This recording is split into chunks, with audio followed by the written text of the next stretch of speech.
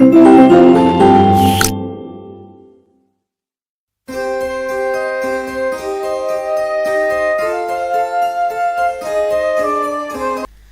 Everyone, कैसे हैं आप सभी बच्चों। तो मैं आशा करती हूँ आप सभी अच्छे होंगे और मैं उर्वशी शर्मा। आज हम इस वीडियो की शुरुआत करने जा रहे हैं लेसन नंबर 5 से। हमारे लेसन का नाम है the kite maker. Kite maker हम सभी को पता है पतंग बनाने वालों को बोला जाता है। जो पतंग बनाते हैं, उनका निर्माण करते हैं, वो ही काइट मेकर होते हैं। ये लेसन भी एक्चुअल में उसी से रिलेटेड है। तो यहाँ पे आपको कुछ इन्फॉर्मेशन दिया है काइट्स के बारे में, देखेंगे। Flying kites is a popular pass time all over the world. देखो, पतंग उड़ाना जो है पूरे विश्व में सबसे पास टाइम हॉबीज में से, समय बिताने के लिए एक हॉबीज में से एक जाना जाता है पतंग उड़ाना। ए kite is a device that source through the air at the end of A line. Kite दरअसल में एक ऐसी वो होती है, एक ऐसे यंत्र होता है जो कि एक धागे से बंधी हुई होती है और आकाश में हम उसको अपने अकॉर्डिंग चला सकते हैं। It may be a large और स्मॉल। ये कोई भी बड़ी हो सकती है, छोटी हो सकती है, हल्की हो सकती है, भारी हो सकती है, सिंपल साधारण सी भी हो सकती है और काफ़ी डेकोरेटेड भी हो सकती है। Kites are flown in competitive sports. Kites पतंगे जो होती हैं, ये जो हमारे कंपटीशन वाले स्पोर्ट्स होते हैं ना, उनमें भी उड़ाई जाती हैं और मिलिट्री और साइंटिफिक पर्पस के उससे भी उड़ाई जाती हैं, ठीक है। और ये हमारे रिलैक्सिंग हॉबी भी होती है और एक पास टाइम भी है, समय बिताने का एक जरिया भी है। तो ये थी हमारी कुछ इन्फॉर्मेशन काइट फ्लाइंग के ऊपर। अब हम अपना लेसन पढ़ेंगे और समझेंगे। क्या बोला है, there was but one tree in the street known as Gali Ramanathan and ancient banyan tree. देखो, एक प्राचीन एक गली थी जिसका नाम था गली रामनाथन, ठीक है। और उसमें एक पेड़ था और उस पेड़ का नाम क्या था, बैनियन ट्री। एक पुरानी सी गली में, गली रामनाथन गली में एक पुराना बहुत प्राचीन बैनियन ट्री था जो कहाँ से उगा हुआ था, एक एबेंडन्ड मॉस्क्यू से।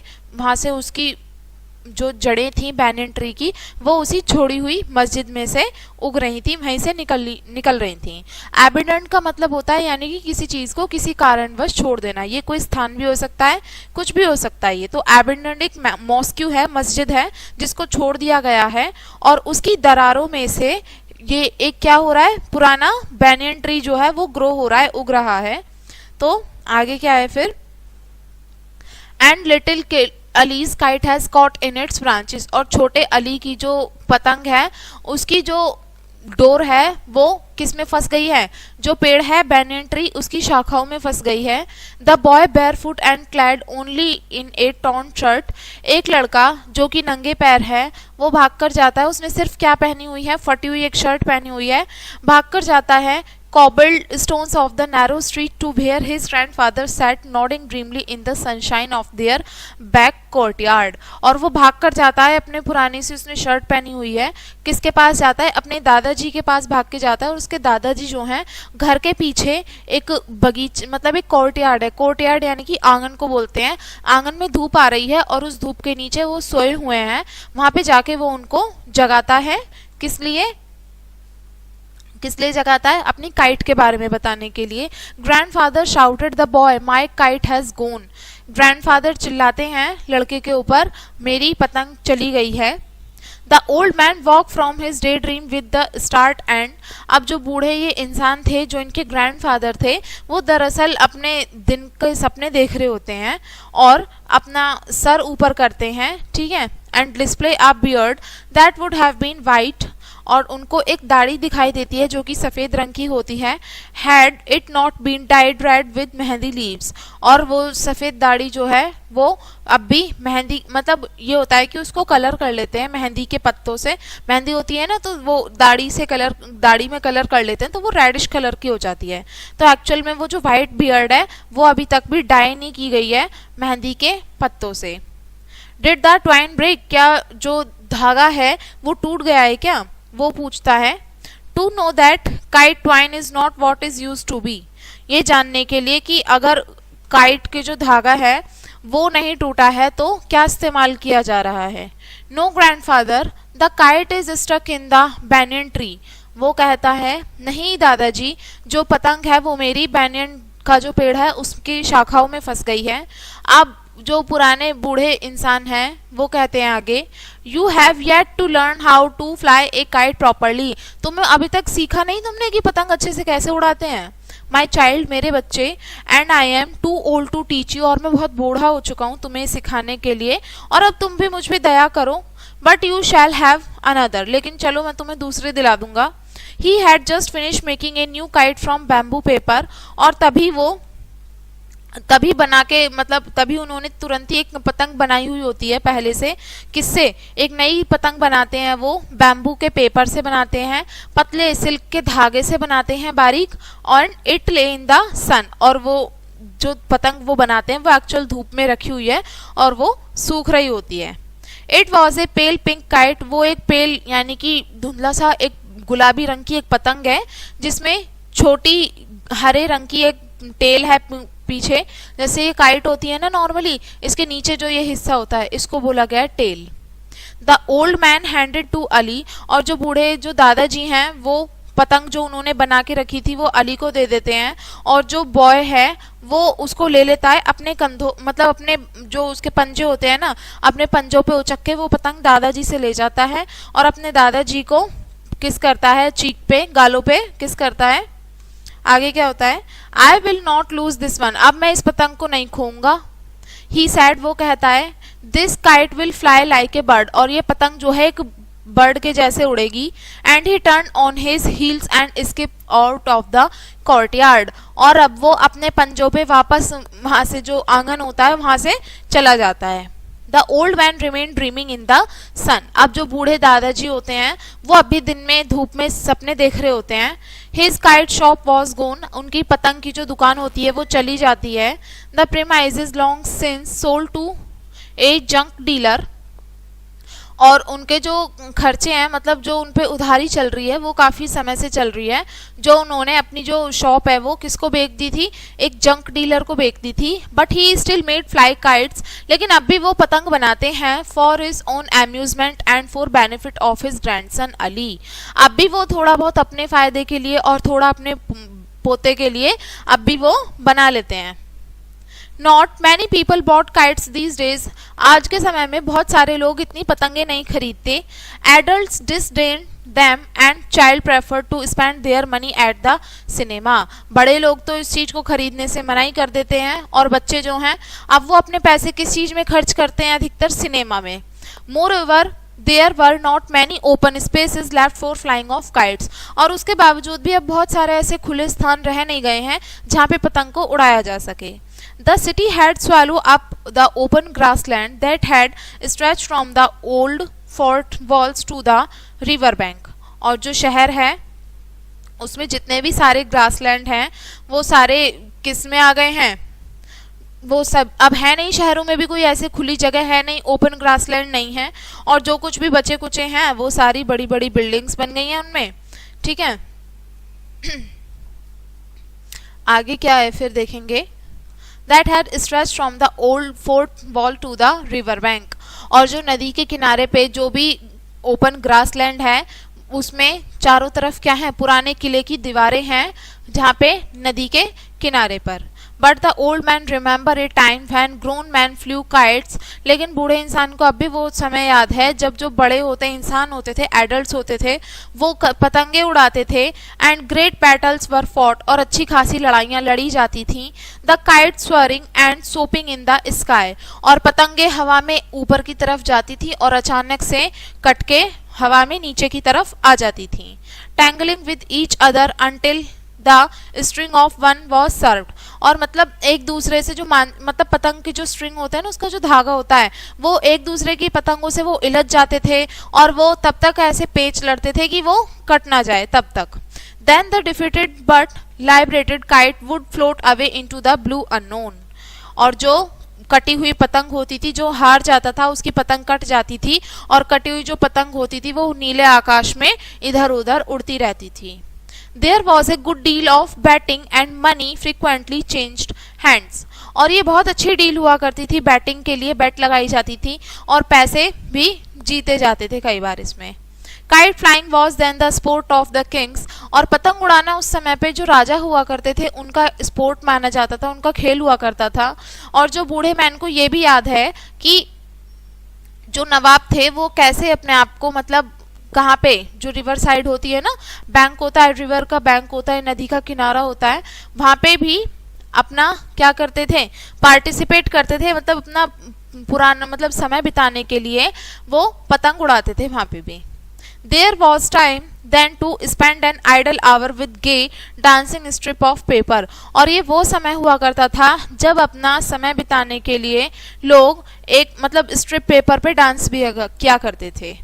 स्ट्रिप मतलब पेपर की एक स्ट्रिप होती है और बेसिकली हमें उसी के ऊपर खड़े होकर डांस करना होता है, तो वो भी एक पास टाइम अच्छा हुआ करता था समय बिताने का लिए, वो भी एक एक्टिविटी हुआ करती थी। Now everyone hurried in a heat of hope and delicate things like kites and daydream were trampled underfoot। लेकिन आजकल हर कोई जल्दी में रहता है, हर किसी को बहुत जल्दी है हर चीज़ों की, इतना समय होता नहीं है किसी के पास कि आराम से बैठ के कोई पतंग उड़ा सके या ऐसा कुछ स्पोर्ट कर सके, मतलब अपना समय बिता सके इन सभी चीज़ों में। पतंग उड़ाने जैसी जो चीज़ें हैं आजकल बस सपना बनकर रह गई हैं, और बस ये पैरों के नीचे, मतलब बस इतना ही रह गया है, इससे ज़्यादा कुछ नहीं है। He Mahmood the kite maker, अब महमूद जो है वो काइट मेकर है, had in the prime of his life been well known throughout the city, ये अच्छा खासा पतंग बनाने वाला है और अपने जीवन में उसने पतंग ही बनाई है और उसको शहर में इसी उससे जाना भी जाता है। Some of his more elaborate kites one sold for an much as 3 और 4 रुपी ईच, और वो ज्यादा से ज्यादा अपनी पतंगे बेचता था कितने रुपए में, 3 या 4 रुपए में एक पतंग वो बेचता था। At the request of Nawab he had once made a special kind of kite, अब एक बार क्या होता है, नवाब की रिक्वेस्ट पर वो एक स्पेशल तरीके की एक पतंग बनाता है, unlike any that had been seen in the district, और पतंगों के जैसे नहीं, वो पूरे स्टेट में, पूरे राज्य में वो पतंग अलग ही थी, अलग ही दिखाई देती थी। It consists of a series of small very light paper disc trailing in a thumb bamboo frame, और वो पतंग एक्चुअल में थी कैसी, उसमें पहले छोटे छोटे एक सीरीज बनाई गई थी, ठीक है, पहले सीरीज बनाई गई थी, पहले छोटा फिर उससे बड़ा ऐसे करके कुछ, और उसमें बहुत हल्के पेपर का इस्तेमाल किया गया था, और उसमें फ्रेम जो था, पतंग का जो फ्रेम होता है ना, लकड़ी लगाते हैं, वो बैम्बू का बनाया हुआ था, बांस का। To the end of each disc he fixed a spring of grass, और उसकी हर डिस्क के लास्ट में एक स्प्रिग को भी फिक्स किया गया था, घास की जो स्प्रिग होती है वो भी लगाई गई थी। Forming a balance on each side, और दोनों साइड को बैलेंस करने के लिए दोनों तरफ लगाई गई थी। The surface of the foremost disc was slightly convex, और जो सरफेस था वो कॉन्वेक्स था, कॉनकेव नहीं कॉन्वेक्स था। And A fantastic face was painted on it, और उस काइट के ऊपर बहुत अच्छा सा फेस भी बनाया गया था जिसकी 2 आईज थी, जो कि छोटे छोटे आंखों की जगह 2 शीशे लगाए गए थे छोटे छोटे। The disc decreasing in size from head to tail, और जो डिस्क जो बनाई गई थी वो डिक्रीजिंग थी साइज में, हेड से टेल की तरफ घटते हुए क्रम में लगाई गई थी। Assumed an undulatory form and gave the kite the appearance of crawling serpent, और मतलब उसको इस तरीके से बनाया गया था कि अगर वो पतंग आसमान में उड़े ना तो ऐसे जैसे क्रॉल करते हैं ना चीजें, जैसे आपने देखा है स्नेक होता है ऐसे क्रॉल करता है, तो वो इस तरीके से कुछ ऐसा इल्यूजन क्रिएट कर रही थी, वो ऐसी कुछ बनाई गई थी। It required great skill to raise this cumbersome device from the ground, और इसको मतलब बहुत अच्छी स्किल की ज़रूरत थी कि ये जो भारी सी चीज़ है इसको ग्राउंड से ऊपर कैसे लाया जाए, मतलब अच्छे खासा कोई पतंग जिसको अच्छे से उड़ानी आती हो ना, जिसमें ये स्किल हो, वो ही उसको उड़ा सकता था। The only Mahmood could manage it, और बस खाली महमूद ही था जो इस चीज़ को सिर्फ मैनेज कर सकता था। Everyone had heard of the dragon kite, हर किसी ने ड्रैगन काइट जो उसने बनाई थी महमूद ने, उसके बारे में पता था सबको। And word went round that it possessed supernatural powers, और ये वर्ड जो था ये इसलिए लिया गया था क्योंकि ये इसमें सुपरनैचुरल कुछ पावर्स थी। A large crowd assembled in the open to watch this first public launching in the presence of the नवाब, और बहुत सारी भीड़ जो थी खुले मैदान में इकट्ठी हो गई क्योंकि नवाब के समय में वो एक ऐसा वो था जो कि इंसान के द्वारा बनाया गया एक यंत्र था जो कि आसमान में पहली बार उड़ने जा रहा था, और वो भी कुछ अलग सा ही बना था। तो लोगों के मन में बहुत इच्छा थी उसको देखने के लिए, इसलिए बहुत सारी भीड़ लगी हुई थी। At the first attempt it refuse to leave the ground, लेकिन जब पहली बार उसको उड़ाने की कोशिश की गई तो वो उड़ी ही नहीं, मतलब ऐसी ही रही वो। The disc made a plaintive protesting sound and the sun was trapped in the little mirrors। और जैसे ही उसको उड़ाने की कोशिश की गई तो जो साउंड थी मतलब वो आ रही थी, मतलब अच्छे से उड़ नहीं पाई वो, और जो सन जो था वो किस में ट्रैप्ड होकर रह गया, छोटे छोटे जो शीशे थे ना उसमें। Making of kite a living complaining creature. Then the wind came from the right direction, और उसके बाद में हवा जो होती है बिल्कुल सही दिशा से आती है, और ड्रैगन काइट जो होती है वो आसमान में उड़ने लगती है। Wriggling its way higher and higher, और धीरे धीरे वो लहरती हुई ऊपर और ऊंची चली जाती है। अब जो सन है, अब उसकी जगह जो आईज थी ना उसमें शीशे लगाए गए थे। अब सूरज की रोशनी जब उसमें पड़ती थी ना तो उसकी आंखें वो जो थी चमकती थी, चमक मार रही थी उसमें। आगे क्या होता है, and when it went very high it pulled fiercely on the twine and Mahmud young sons had to help him with the reel। और जब ये पतंग जो थी बहुत ऊपर पहुंच गई तो वो खींची जा रही थी झटके से नीचे की तरफ, और साथ में महमूद और उसके जो बेटे थे छोटे वो भी उसको हेल्प कर रहे थे उस धागे को खींचने में। स्टिल द काइट पुल्ड, अब जैसे ही पतंग जो थी वो पुल करी गई, खींची गई, determined to be free to break loose and live a life of its own. अब उसका जो मांझा था उसको पहले खींचा गया, फिर उसमें थोड़ी ढील छोड़ी गई, अब फिर उसलिए किया गया जिससे कि जो पतंग थी वो और अच्छे से उड़ सके आसमान में। And eventually it did so, और ऐसा हुआ भी। The twine snap the kite leap away around towards the sun.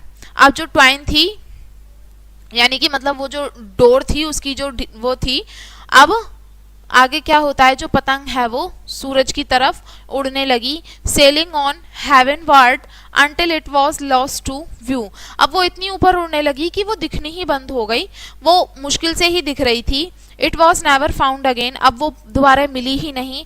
And Mahmood wondered afterwards if he made too vivid too living a thing of the great kite he did not make another like it। अब बनाई वो ऐसे इस तरीके से ऐसी बनाई कि वो आसमान में फिर वो गायब भी हो गई, वो दोबारा मिली ही नहीं। अब फिर महमूद ने फिर उसके जैसी कोई दूसरी काइट दोबारा बनाई भी नहीं। Instead he presented to Nawab a musical kite that he made another sound like violin, it rose in the air। अब नवाब को मतलब पतंग में ऐसा कोई म्यूजिक वाला कुछ इंस्ट्रूमेंट ना लगा के, म्यूजिकल काइट ना देके उसने क्या बनाया, उसने एक साउंड बनाई जो कि मतलब कैसे वो करती थी, मतलब वॉयलिन की एक साउंड थी जो नॉर्मली उसने यही ज़्यादा पसंद किया कि मैं उसको म्यूजिकल काइट ना देके उसको मैं वॉयलिन की आवाज़ ऐसी सुना दूंगा जो उसको खुले में आराम से आ सकती है।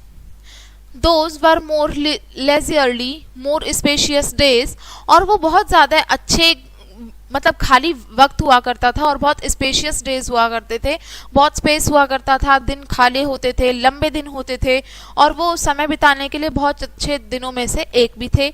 But the Nawab had died years ago, लेकिन जब नवाब जो था वो मर गया बहुत सालों तक। And he descendants were almost as poor as Mahmood himself, और जो नवाब था नवाब के मरने के बाद और उसके जो बाकी बचे हुए उसके लोग थे उसके पीछे, वो भी ऐसे ही रह गए पुअर जैसे कि महमूद था ना खुद से, ऐसे ही रह गए। Kite makers like poet once had their patrons, kite makers हो गए और जैसे कि पोइट हो गए। पोइट समझते हो ना आप लोग, पोइट जो कोई जिनकी जो कुछ अपनी कुछ रचना करते हैं खुद से, या कुछ अपनी कोई जिनकी कोई स्टोरी होती है या कुछ भी वो लिखते हैं, वो सभी पोइट ही कहलाते हैं। काइट मेकर्स पतंग बनाने वाले और पोइट हो गए। Once had their patrons but no one knew Mahmood, उन्होंने सबने अपना काम आगे अपना शुरू कर दिया लेकिन कोई भी महमूद को नहीं जानता था। Simply because there were too many people in the gully, क्योंकि वहाँ पे बहुत सारे और भी लोग थे गली में।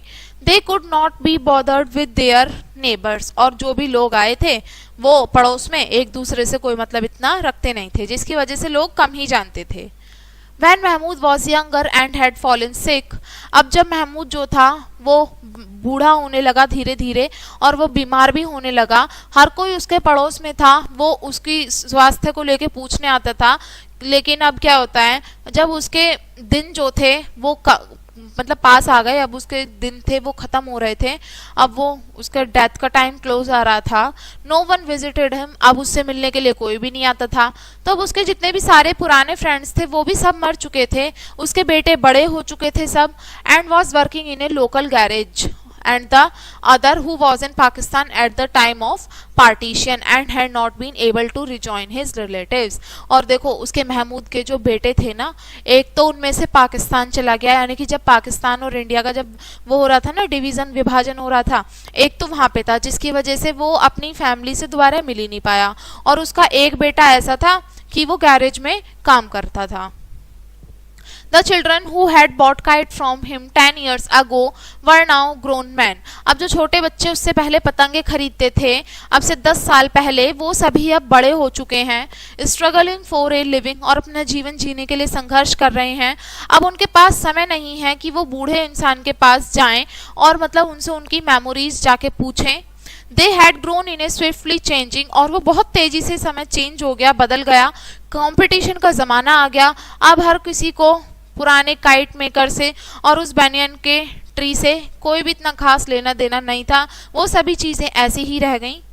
Both were taken for granted, अब दोनों ही जो चीजें थी उनको फॉर ग्रांटेड लिया जाने लगा, कम आंका जाने लगा। Permanent fixture that was no concern to the rocket sweating mass of humanity that surrounded them. अब आगे क्या होता है, दोनों चीजों को फॉर ग्रांटेड लिया जाने लगा, जो भी परमानेंट फिक्सचर थे वो सभी आने लगे, ठीक है, यानी कि और बाकी जो परमानेंट चीजें थी वो आ गई जिनका कोई कंसर्न था नहीं। Sweating mass of humanity that surrounded them. No longer did people gather under the banyan tree to discuss their problems. अब लोग जो थे अपने प्लान्स बनाने के लिए और चीजें को सुलझाने के लिए अब वो बैनियन ट्री के नीचे नहीं बैठा करते थे, क्योंकि इतना समय ही नहीं होता था उनके पास में। Only in the summer month die a few seek shelter from the fierce sun. और अब बस जैसे गर्मियों का मौसम ज्यादा हुआ करता था, धूप तेज होती थी, तो कई बार लोग बस नॉर्मली वैसे उस पेड़ के नीचे आके छांव लेने के लिए बैठ जाते थे, लेकिन ऐसे पास टाइम के लिए, समय बिताने के लिए कोई नहीं बैठता था। But there was the boy his grandson, लेकिन एक लड़का था। It was a good that Mahmood son work close by for glad and the old man heard to watch the small boy at play in the winter sunshine. अब ये वही जगह है same जहां पे महमूद का बेटा जो था वो वहां पे ही पास में ही काम करता था, और वो किसके बहुत ज्यादा करीब था, जो ओल्ड मैन था ना, आपने अभी नाम सुना था ना अली, वो उसी के ही दादाजी की यहाँ पे बात हो रही है, और वो उन्हीं का ही पोता था जो वहां पे नॉर्मली खेलता रहता था। वो ओल्ड मैन का हर्ट हुआ, मतलब मन हुआ कि वो उस छोटे से लड़के को देखे खेलते हुए, कहाँ पे, धूप की मतलब जो सर्दियों की जो धूप होती है वहां पे। Growing under his eyes like a well nourished sapling putting fourth new leaves each day. अब आगे क्या होता है, आगे देखते हैं। अब वो धीरे धीरे देखते देखते वो बच्चा भी इतना बड़ा हो गया, एकदम ग्रो हो गया, मतलब जैसे देखते हैं ना छोटा सा एक कोपले होती हैं, जैसे पत्तियां होती हैं, वो धीरे धीरे ग्रो अप करती हैं, वो पूरे एक कंप्लीट पौधे में ट्रांसफॉर्म हो जाती हैं। इसी तरीके से वो जो बच्चा था वो भी देखते देखते धीरे धीरे बड़ा हो गया। अब there is a great affinity between trees and man. We grow at much at the same pace if we not hurt or starve or cut down. अब यहाँ पे क्या है कि देखो ट्रीज में और मैन में यहाँ पे कोई एफिनिटी है बीच में उनके, देखो जैसे पेड़ बड़े हो जाते हैं ऐसे ही यहाँ पे इंसानों को कंपेयर किया गया है, वो भी जल्दी जल्दी ग्रो अप हो रहे हैं। हम सभी सेम पेस में बड़े हुए हैं।